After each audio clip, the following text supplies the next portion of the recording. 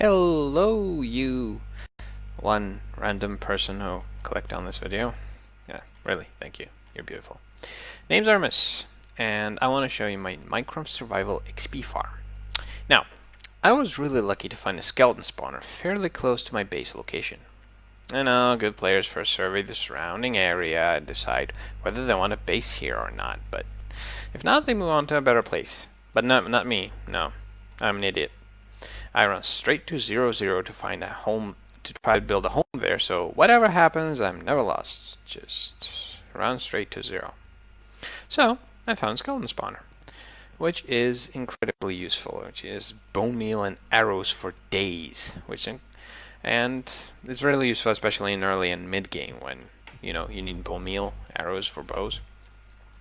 And in true Minecrafter fashion, I decided to turn it into an XP farm. Because enchanting. Now, modern day XP farms are limited by this new thing called entity cramming, which means that if there are more than 25 mobs in one block, they start dying. So to remedy this in XP farms, you either need a large platform like I think Iskal, I don't know, or Scar has in Hermitcraft, but those are pretty difficult to manage and not very easy to do in early game. So instead, I just go for the simple way, a single block. This dirt is temporary, I'll remove it. I'll show you. Now, this design of mine is not beautiful. I don't think it's elegant. I think it can be made to be smaller. But what it does, it counts mobs. Now, this weighted pressure plate right here emits a signal of 3 blocks when it has more than 20 entities on it. It includes mobs or drops. Right? So this allows me to count mobs. So as soon as I get 21 skeletons on that block, this entire thing activates. First the what are you? Redstone signal. First, the redstone signal goes to this RS Norlatch, I believe this is what it's called, and activates 2 things. First of all, the signal goes all the way up here and activates a piston, a sticky piston, which blocks any more entities entering this area. So no more skeletons come in, and the existing skeletons don't suddenly die. Also, another signal heads to this monostable circuit. Here, heads to this monostable circuit, which sends a signal to this single tick setup I have. I don't think it's perfect. I think it's simpler. Basically, what it does is it's a dropper with one stick. It drops the stick into the hopper. The hopper sends it back. Now the signal on this comparator changes according to whether or not there is a stick inside here. The observer block detects this change and sends a single tick signal to a dispenser, which is located right here on head level of these mobs. So the dispenser does what dispensers do best and dispenses lava on mob head level for 1 tick, and then it takes it back. Because the second change prompts another change here, which is detected by the observer block, and blah blah. The lava is back. Now, the mobs start burning, and this 1 tick of lava allows them to burn within 2 hits of dying, and this is where I kill them. This block prevents them from seeing me, and they don't attack me, which is very helpful. This is where I kill them. Now, of course, some skeletons spawn with armor, and armored mobs take more hits. But initially I just had a stone sword right here nearby, so I can just kill them with that because it's renewable, and I don't have to spend my diamonds or iron to just get XP. I'm a renewables guy, so And when all mobs are, and when you kill all the mobs, collect all of the drops, because drops also count as entities. This no longer sends a signal. It stops sending a signal, which means this torch activates. The signal goes all the way here, and again activates the RS NOR latch. This is deactivated, and the piston block removes the blocking block, and no longer blocks the one block that these blocky skeletons will stand on. And the cycle begins anew, and the trap opens up to accept a new batch. Now, I'll remove this dirt block and show you what I mean. Now, this is going to be really noisy. Yeah, see? They start burning. This is activated. See?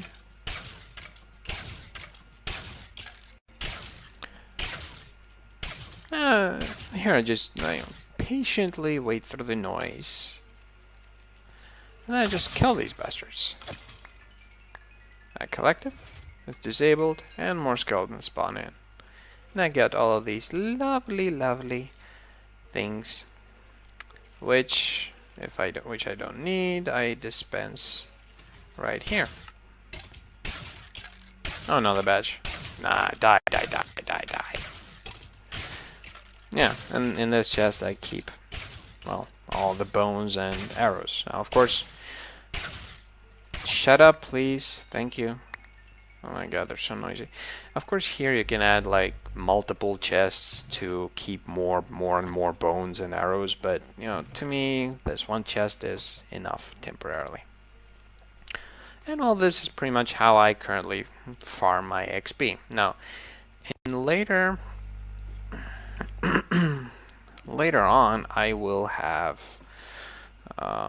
say, an ender. There's this really useful design. on Hermitcraft by Wells Knight, and I want to try building that later. But until then, you know, this tiny XP farm does pretty much everything I currently need. And I suppose I should show you the sending end of my skeleton farm. This is the spawner. I followed pretty basic instructions from YouTube. Mine out a 9x9 square location 2 blocks under the spawner. Also, yeah, that you should do that. Like block any blocks above the spawner so no skeletons spawn on top of it. Right. This is 8 blocks long. I have water here, so any skeleton gets gradually pushed into this one teeny tiny hole. Of course, there are no torches here when that's happening. Oh, hello. This may or may not have been a good idea. Anyway, they follow this path.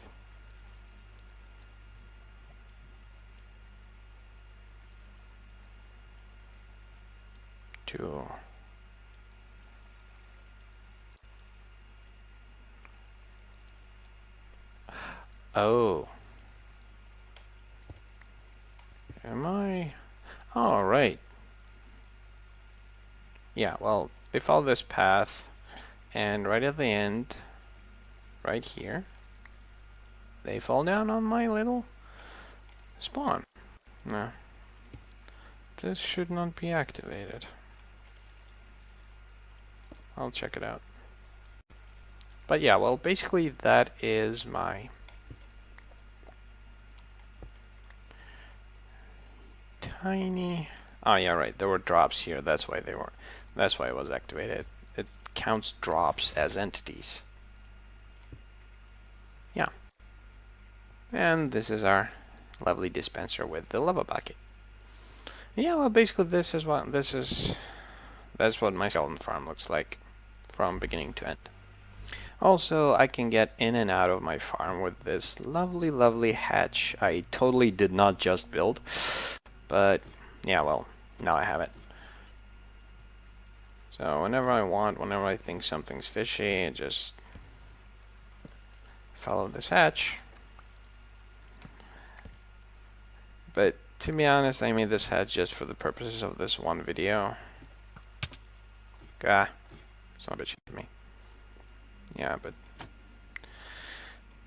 for those worrying about the light levels, I think this light level should not be enough to have any significant effect on the spawn rate. No. No, you know what? I think I should. Yeah. Okay, I changed my mind.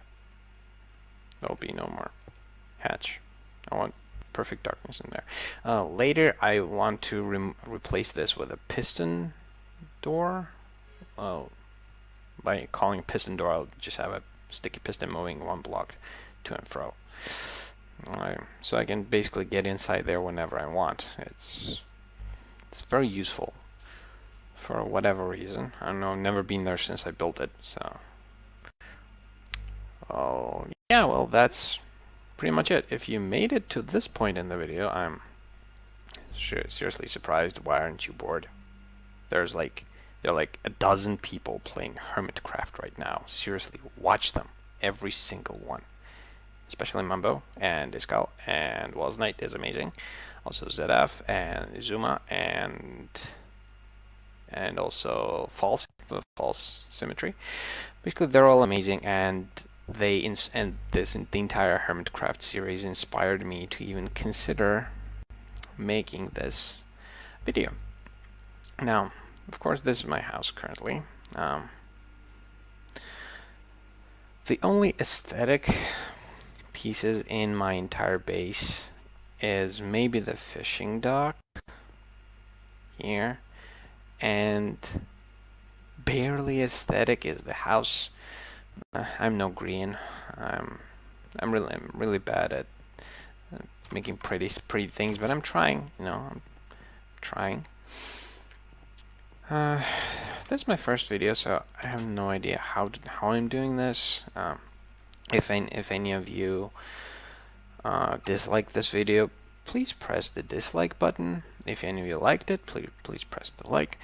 And I would love any feedback you have about the spawner, about the redstone setup, maybe about the base, or about my video quality, anything.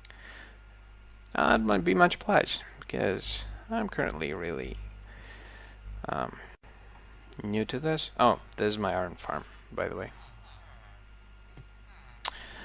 Problem is the villagers keep escaping, and the rates aren't really big, but I'm still working on it. I want to replace it with something bigger. Maybe later in time.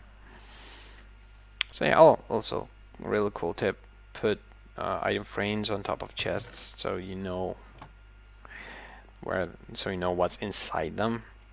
Yeah, here's this really totally random pro tip which you were not expecting. I'm so unexpected. Okay, well, if you like this video, as usual, I'll probably see you guys later. If not, well, bye. If you do see me, please say hi. I'd really appreciate it. See you later.